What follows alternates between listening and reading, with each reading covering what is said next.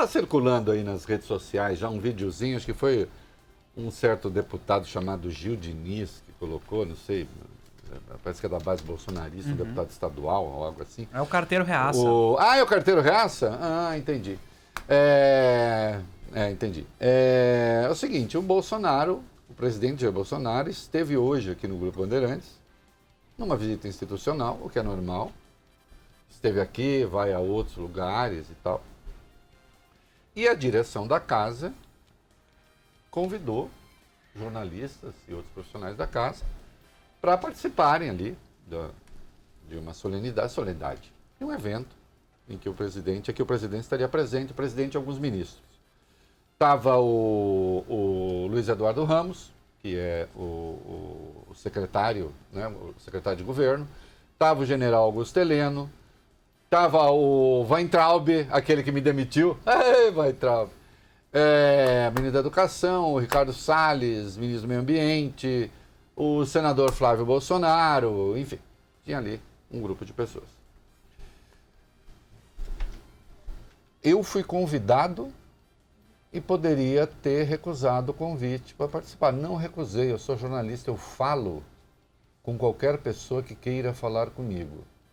Se a pessoa vai ouvir de mim o que ela gosta, é outra coisa. Certo? Porque aí tá assim, circulando o negócio assim, foi participar, né? Você tá me... Ô, Gil Diniz, comeu banana demais? Você tá me acusando o quê? Você gosta muito de mim, é isso? Você acha que eu fico puxando o saco do Bolsonaro, é isso? Não foi o que o próprio Bolsonaro veio falar comigo. E eu não estou falando isso para me mostrar. É que ele veio falar comigo.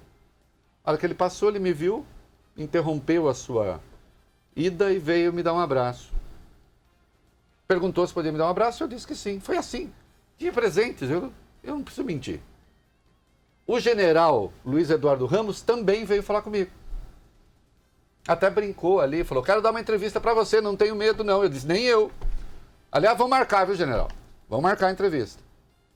E também veio o general Augusto Heleno, de uma sinceridade inquestionável. Disse, olha aqui, eu ouço o seu programa todos os dias e eu me irrito todos os dias com você. E é bom porque eu vou dormir com raiva, isso é bom, tá adrenalina, e é bom porque você dorme com raiva, adrenalina estimula a inteligência. Eu devo dizer, viu, general, que eu também, às vezes o governo me dá raiva e eu também, a relação é mútua. E aí a foto está circulando por aí, assim, a rendição de Reinaldo Azevedo. Vai perguntar se foi dar mão pro Weintraub. Ele estava aí, vai perguntar se foi dar mão para ele. E se ele passasse por você, viesse dar a mão? Não sei. Acho que eu daria a mão, eu sou uma pessoa educada. Sim. Mas eu ia falar, não fui demitido, hein? E o senhor também não. Eu não mereço, o senhor merece. É assim que funciona. Eu não preciso esconder nada. Viu? Aliás, achei gentil por parte do presidente vir me cumprimentar. O general Ramos, o general Augusto Heleno. Não pensamos as mesmas coisas. Não mesmo, vai ficar claro que não. Não? Vieram me cumprimentar. E eu cumprimento quem me cumprimenta. Né? É isso. Simples assim. Tá? Viu, o carteiro reaça? Vai procurar sua turma, o bobalhão.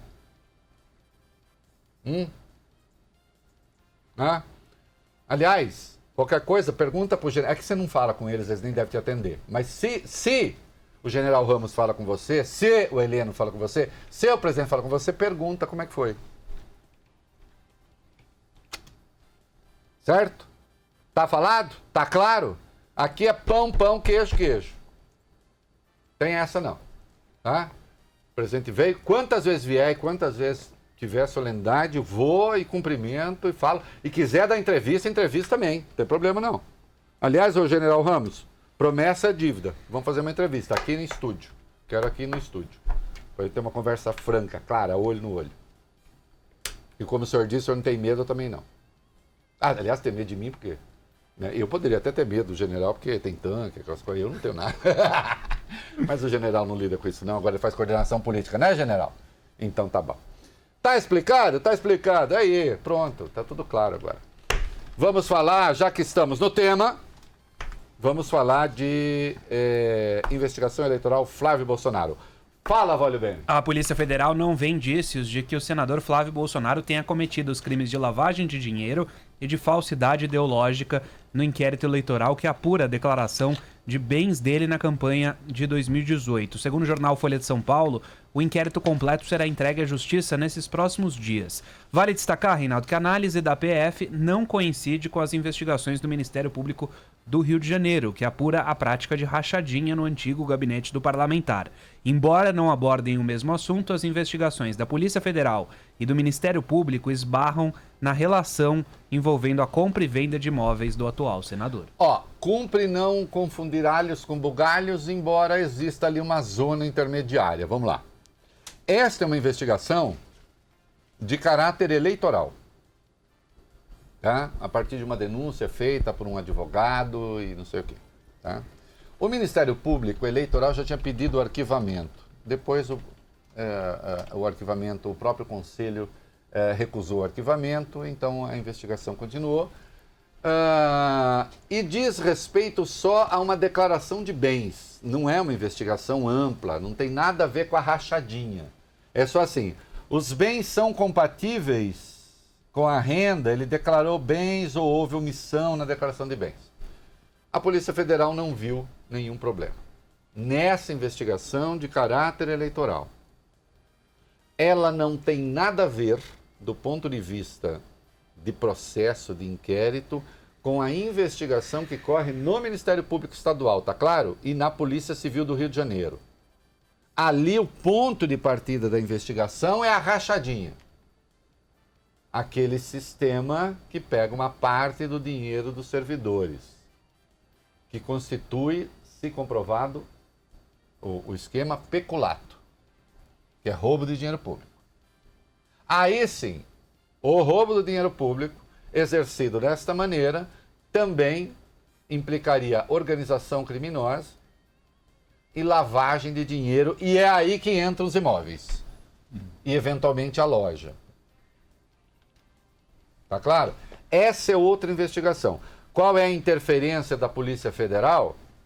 Aí, enfim, evidentemente, algum peso há de ter, mas eu digo peso moral, que do ponto de vista técnico, a investigação é da Polícia Civil no Rio de Janeiro e do Ministério Público, né?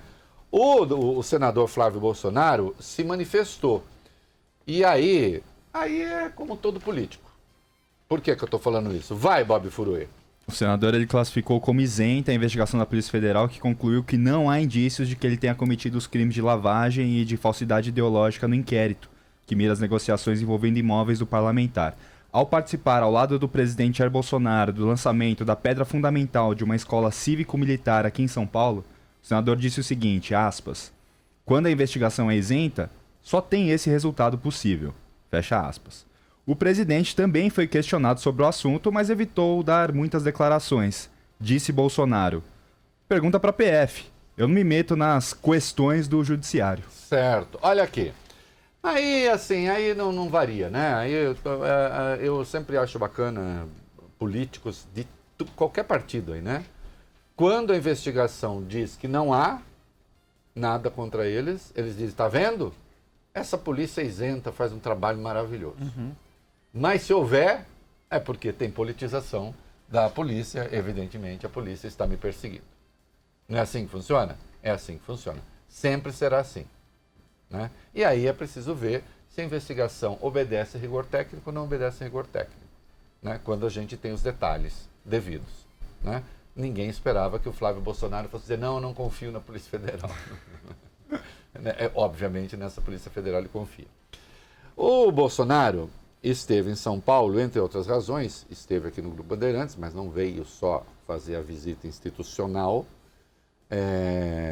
principalmente veio inaugurar uma pedra fundamental de um colégio militar.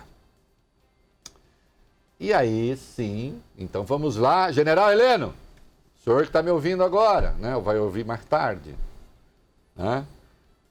Então, vamos divergir, muito provavelmente. Vai lá, Fábio Cuba.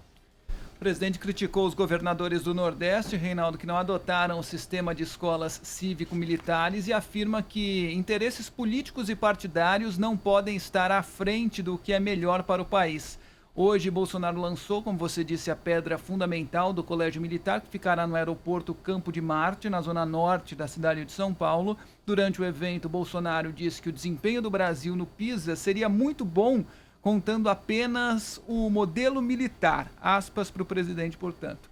Se deixarmos nessa prova do PISA apenas alunos de colégios militares, das escolas militarizadas, como a de Goiás, do governador Caiado, o Brasil estaria entre os 10 do mundo. De acordo com o presidente, os governadores do Nordeste gostam de escolas que formam militantes. Aspas novamente. 8 dos 9 governadores do Nordeste não aceitaram a escola cívico-militar. Para eles, a escola vai muito bem, formando militantes e desinformando, lamentavelmente. Aqui no Sudeste, tivemos 2 governadores que não aceitaram. A questão político-partidária não pode estar à frente da necessidade de um país. Presidente, está tudo errado na sua fala e no seu raciocínio. Tudo, não tem nada certo aí. Nada certo. O senhor está misturando alhos com bugalhos. Viu? E eu vou explicar por quê. Até porque eu fui professor e esse é um assunto que eu conheço. Né? Eu dei aula durante quase 10 anos. Então está tudo errado. Não tem nada a ver com a militarização das escolas. Se o senhor pegar o Colégio Pedro II, que não é militar, que é um colégio civil, aliás, que até com um certo acento Progressista. O senhor vai ver que o Colégio Pedro II tem um desempenho similar ao desempenho do Colégio Militar. O senhor entendeu? Eu lhe dou outro exemplo. Eu estou falando isso, presidente, para colaborar, porque assim, como o senhor não tem um ministro da Educação com competência para lhe dar essas explicações, porque ele não sabe nada, não é? Ele não sabe nem escrever. Né? Então, aquele nosso abraço fraternal hoje, o senhor veio me abraçar porque o senhor sabe que eu falo a verdade, né? Eu falo o que eu penso. Como disse o general Ramos, sem medo, nem eu nem ele. Como o senhor não tem um ministro da Educação que possa lhe dar explicações adequadas, eu dou. Se o senhor pegar, presidente, o exemplo dos colégios de aplicação das universidades, várias universidades têm colégios de aplicação, o senhor vai ver que elas têm esses colégios que são antimilitares, no sentido da disciplina, que é outra coisa, completamente diversa, em certo sentido antimilitar, por isso, porque é uma disciplina baseada na liberdade, não exatamente na hierarquia. O senhor vai ver que o desempenho também é parecido com o de colégios militares. Presidente, um desafio ao senhor que consta era um bom aluno de matemática lá na MAN e, portanto, conhece lógica. Se o Colégio Pedro II, civil, federal, as escolas de aplicação e os colégios militares têm um desempenho muito diverso das outras escolas, é a militarização que faz diferença, presidente? Não. Então o que faz diferença? Vamos lá. O corpo docente estável, a infraestrutura que funciona, sim, um senso de disciplina decorrente dessa força estável, o não absenteísmo, a falta de professores de maneira reiterada. Outra coisa, presidente, a seleção de alunos, que é bastante rigorosa, aliás, o senhor mesmo falou disso hoje. Sempre há uma seleção, sempre há muito mais candidatos do que vagas. Isso faz, em linguagem de esporte, apelando aqui a uma expressão já usada pelo nosso Fábio Cuba, com que se eleve o sarrafo da disputa. E, portanto, você tem, presidente, alunos mais homogêneos do ponto de vista intelectual. E os desafios são muito menores. É isso que faz a qualidade dessas escolas, não tem nada a ver com a militarização. O senhor compreende? Até porque o senhor nem teria mão de obra para militarizar todas as escolas, ou teria? E nem existe exemplo no mundo de país que tenha militarizado todas as escolas. Porque a educação não é uma tarefa do serviço militar. Embora o serviço militar possa ter uma educação específica. Neste caso, o cachorro balança o rabo, mas o rabo não balança o cachorro. Tá claro? Se eu tivesse um ministro da Educação com um mínimo de formação intelectual, ele lhe explicaria isso. E aí o senhor diz, eles acham que, esses governadores estão achando que essas escolas que estão por aí, que estão formando militantes. O senhor acha mesmo que as escolas por aí estão preocupadas com ideologia? Ô, presidente, tem escola que não tem nem carteira, não tem nem teto, não tem merenda. Vai estar preocupado com ideologia? Ô, presidente, houvesse essa presença maciça da esquerda na educação, em todas as áreas, e se fosse um trabalho eficiente, o senhor não seria presidente da República. Entendeu? Vamos parar com isso. Né? Vamos parar com essa bobagem. Né? Não é a escola militar, é a disciplina. É outra coisa. Que pode ser civil, que deve ser civil. Para a educação. Tá claro isso? Acho que sim, né? Mas o senhor quer fazer uma escola militar por estado. O senhor vai dar conta da demanda das escolas estaduais? Não, né? A União não está querendo, não está se oferecendo para assumir toda a educação estadual, ou tá? Não, né? Porque não tem recurso para isso. Que eu saiba, inclusive, toda a proposta do ministro Paulo Guedes vai justamente no sentido contrário, da descentralização de recursos.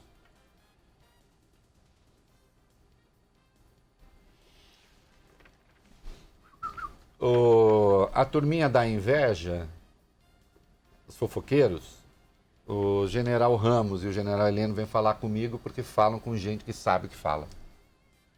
Né? E não vai puxar saco. Né? E não vai atrás de puxar saco. Falei? Falei. Né? Merece um abraço, né, presidente? Ó, love. Não é? Fica essa gente pegando meu pé. Como é que o Belchior cantava? Saia do meu caminho, eu prefiro andar sozinho. Deixem que eu decida a minha vida. Não preciso que me digam de que lado nasce o sol, porque bate lá meu coração. Quer ver, ô presidente? Presidente! Vamos fazer uma escola militar em Paraisópolis? Uma escola militar, um colégio militar no Alemão. Um colégio militar lá na zona oeste do Rio, onde mandam as milícias. Dá? A pobreza brasileira ainda é enorme, obviamente. Esta pobreza impacta na forma e no exercício da educação. Isso que eu estou falando é lógica. Né? Não precisa ser esquerdista para pensar isso. Primeiro que eu não sou. Aliás, alguns, presidente, que o seguem, aprenderam algumas coisas lendo coisas que eu escrevi. É que muita gente aprendeu pelo avesso.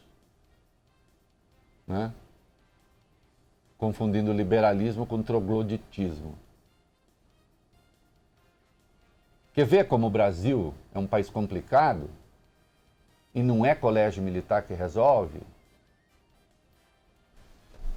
Vale bem? Uhum. Vai lá. Dados do ano passado da pesquisa PNAD contínua do IBGE indicam que cresceu o número de trabalhadores no Brasil que ganham um salário mínimo. Segundo informa a reportagem do jornal O Estado de São Paulo, em 4 anos, desde o pior momento da recessão, 1.800.000 trabalhadores passaram a ganhar a quantia no país. Como você vem dizendo aqui no programa, Reinaldo, a retomada lenta do emprego e a abertura de vagas de menor remuneração explicam esse fenômeno. Se compararmos 2014, o início da crise, com o ano passado, são 500 mil a mais de trabalhadores ganhando o mínimo. No trimestre encerrado em setembro de 2019, eram 27.300.000 pessoas nessa condição, 1/3 do total de trabalhadores do país. E o Brasil desafia até algumas teses de economia que nós já cansamos de ouvir, né, meninos? Que a educação é o caminho, né? Sim. A pessoa que ganha mais, é mais bem remunerada, ganha mais... Em tese é verdade.